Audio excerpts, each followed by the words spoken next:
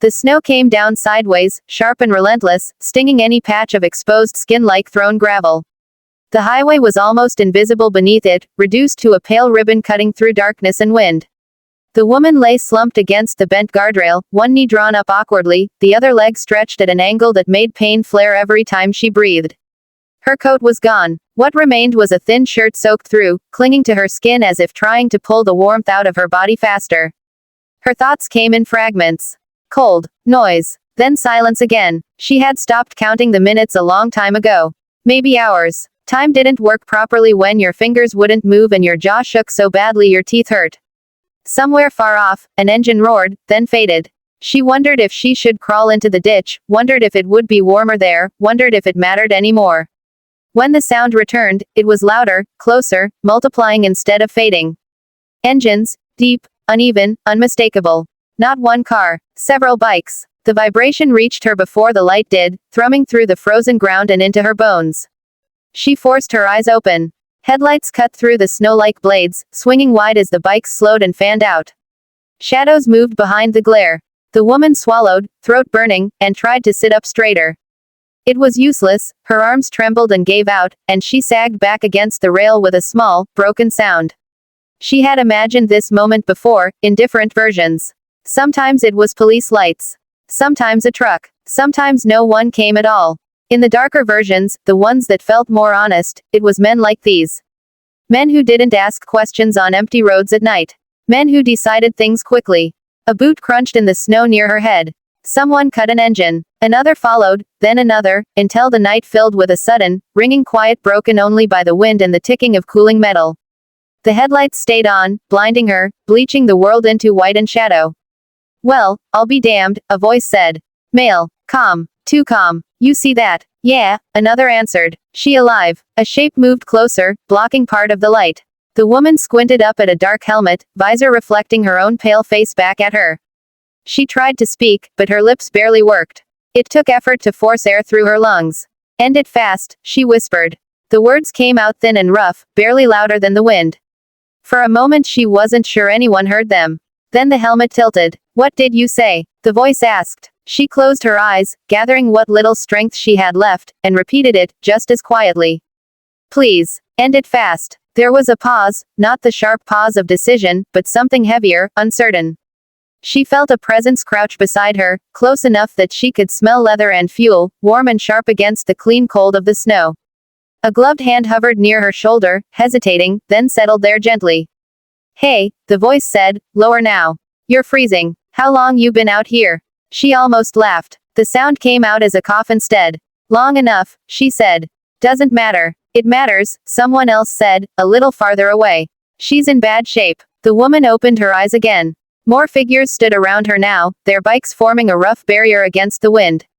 Black leather, patches stitched in white and red, snow clinging to their boots and shoulders. Faces hidden behind helmets, or half hidden behind scarves and beards.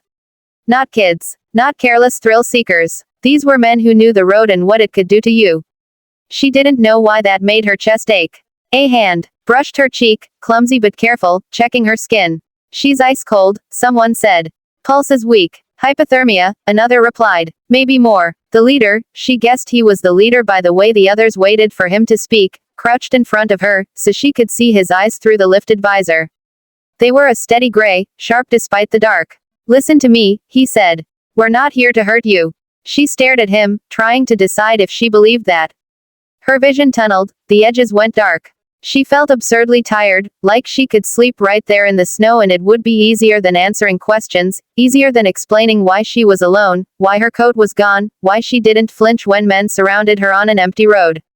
I don't have anything, she murmured. Didn't keep anything. Took it all. Hey, he said again, firmer.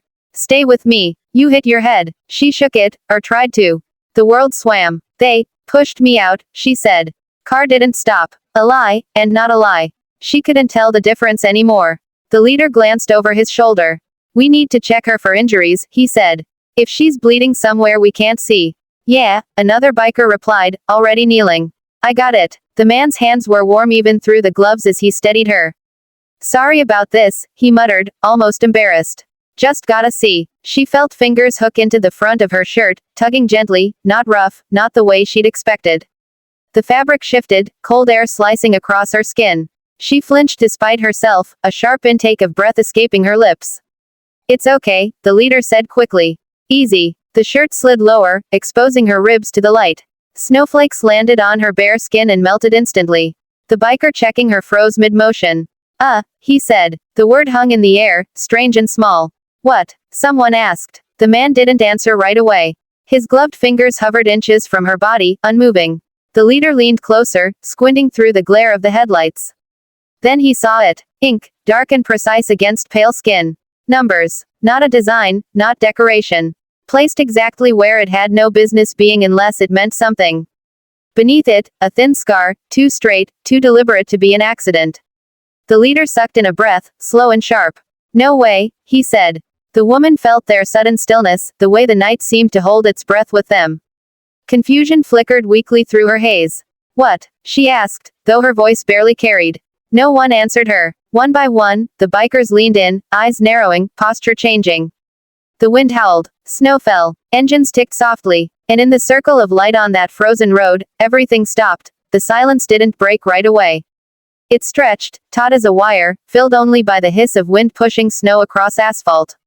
The man who had been checking her shirt slowly let the fabric fall back into place, as if afraid any sudden movement might shatter whatever fragile truth they had just uncovered. He looked up at the leader, eyes wide behind his visor. You seeing this? He asked quietly. I'm seeing it, the leader replied. His voice had lost its earlier casual edge. It was flat now, focused. All of it. The woman followed their faces with sluggish curiosity. The cold pressed in from all sides, but something had shifted.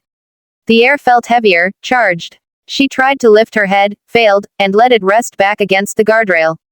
If you're going to do something, she murmured, do it before I pass out. The leader turned back to her at once. You're not passing out, he said.